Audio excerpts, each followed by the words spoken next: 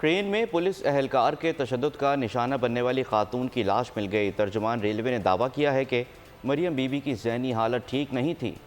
اس نے خود چلتی ٹرین سے چھلانگ لگائی۔ مریم بی بی کی والدہ نے ترجمان ریلوے کے دعوے کو جھوٹا قرار دے دیا۔ ملت ایکسپریس میں خاتون پر تشدد کا معاملہ نیا رخ اختیار کر گیا۔ پولیس اہلکار کے تشدد کا نشانہ بننے والی خاتون مردہ پائی گئی۔ خاتون کی لاش چنی کوٹ ریلوے اسٹیشن کے قریب سے ملی۔ ترجمان ریلوے نے مریم بی بی کو ذہنی مریض قرار دے دیا۔ خاتون پر دوران سفر مسافروں کا سامان بکھیرنے کا الزام لگایا۔ کہا مسافروں کے بلانے پر کانسٹیبل نے خاتون پر ہاتھ اٹھایا اور اسے دوسرے ڈبے میں شفٹ کیا۔ مریم بی بی نے چلتی ٹرین سے چنی گوٹ میں خود چھلانگ لگائی۔ خاتون کے ہمراہ سفر کرنے والے بھتیجے غالب حامد کا کہنا ہے کہ اونچی آواز میں ورد کرنے پر پولیس اہلکار نے پھپھو پر تشدد کیا اور انہیں ساتھ لے گیا۔ بعد میں ان کی لاش ملی۔ پھپھو کو تھپڑے ماری ہے، گھسیٹ کے لے کے گیا ہے۔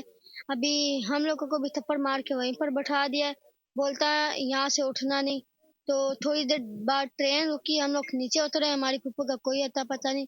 ہم لوگ پولیس والوں کے ساتھ آگے موٹر سائیکل پر گئے تو ہم کو آگے سے لاش ملی ہے۔ مریم بی بی کے والد نے تشدد کرنے والے پولیس اہلکار کو قاتل قرار دے دیا۔ کہا ترجمان ریلوے کا دعویٰ غلط ہے کہ مریم کی ذہنی حالت خراب تھی۔ میری بیٹی ذہنی طور پر مکمل ٹھیک تھی۔ میری بیٹی بالکل ٹھیک تھی، دونوں لائق کے ساتھ۔ اگر ویسی نہیں دیتے ہم اس کے ساتھ کیوں بھیجے، اس کو آنے کیوں دیتے؟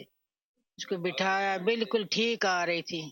میرے ساتھ اس کا رابطہ نہیں، بہنوں کے ساتھ رابطہ تھا۔ معاملے پر D I G railway police south zone کی سربراہی میں 4 رکنی انکوائری کمیٹی کی تحقیقات جاری ہیں۔ کمیٹی 3 روز میں چیئرمین ریلوے کو رپورٹ پیش کرے گی۔